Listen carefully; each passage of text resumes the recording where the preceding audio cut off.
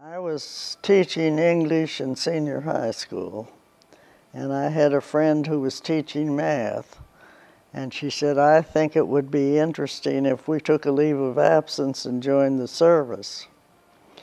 So we applied to the Waves, went to Philadelphia and took the examination and passed it. And then she saw an article in the paper that they were starting the spars. She said, we'll have a better chance for advancement at that. Let's take that test. So we went back to Philadelphia and took a test for the spars, and we were accepted in that. We trained at Smith College in Massachusetts for 3 weeks. And then they needed 29 women to send out to different places. And so they gave us an examination, and the top 29 went over to New London, Connecticut, to the Coast Guard Academy. And they took one floor and fixed it for the women, sealed it off. And the men were not happy about that. They didn't treat us very nice. They resented our being there. And we trained there for 3 weeks, and then we were given our assignments. And mine was in St. Augustine, Florida. I have some pictures there if you want to look at them. I was about 24, 25, and now I'm 95. Well, we started out as midshipmen, and then we went to to New London, and after 3 weeks we became ensigns, and that's when we were sent out as ensigns.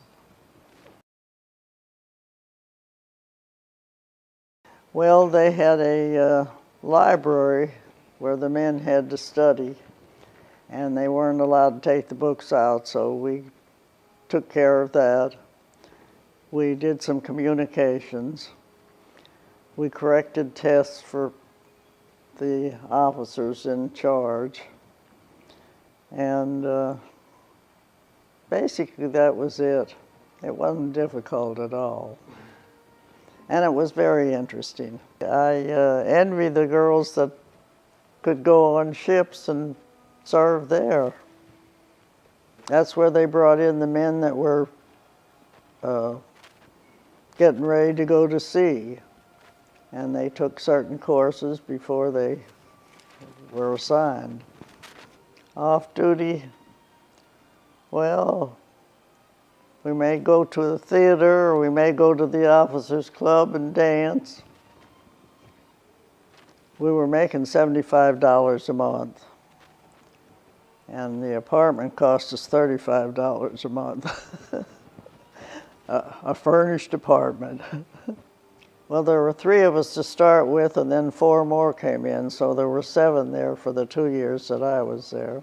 We were very close, and this one girl was the one I lived with, Coeda Terrell, and she was from Texas.